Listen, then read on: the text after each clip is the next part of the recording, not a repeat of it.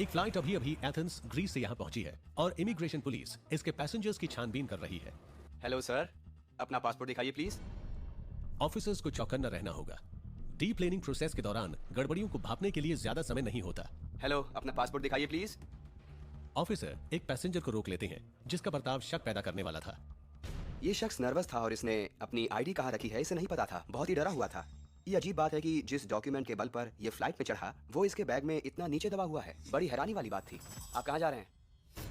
कहाँ जा रहे हैं आप? मैं मैड्रिड में हूँ, मैड्रिड में ही रुकूंगा। ओके, कोई और दूसरा डॉक्यूमेंट? जरा ये देखना। उसने एक ग्रीक आईडी कार्ड दिखाया जो पूरी तरह से नकली था। अब इस शख्स की आइडेंटिटी का पता करने की जिम्मेदारी इन ऑफिसर्स पर है। ठीक है मिस्टर। ये मेरे दोस्त का है। अच्छा, ये आपके दोस्त का है। जरा ये देखो, ये स्पेनिश आईडी है। कहाँ से आप? टर्की। टर्की? ओके। ओके।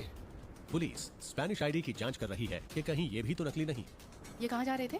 साथ ही इनकी नजर फ्लाइट से आ रहे बाकी दूसरे पैसेंजर्स पर भी है। हेलो सर, जरा अपना पासपोर्ट दिखाइए। दिखाइए जरा, आप कहाँ जा रहे हैं? क्या कहा आपने? आप कहाँ जा रहे हैं?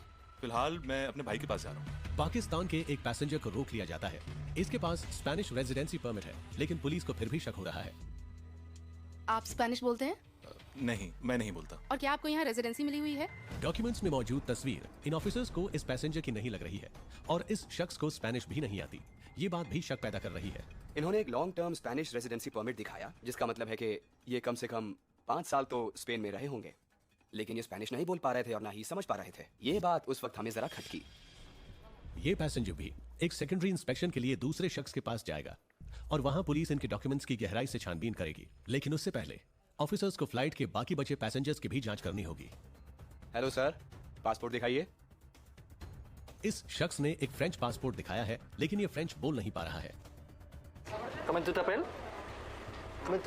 मैंने फ्रेंच में उनका नाम पूछा, लेकिन वो फ्रेंच में जवाब नहीं दे पाए, जबकि उनके पास फ्रेंच पासपोर्ट था। सिर्फ यही बैगेज है? बस यही है ना?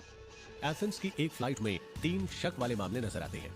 एक पैसेंजर के पास एक नकली ग्रीक आईडी है, दूसरे के पास उससे मेल न खाता हुआ रेजिडेंसी परमिट और तीसरे के पास एक फ्रेंच पासपोर्ट है, लेकिन वो फ्रेंच नहीं बोल पा रहा है।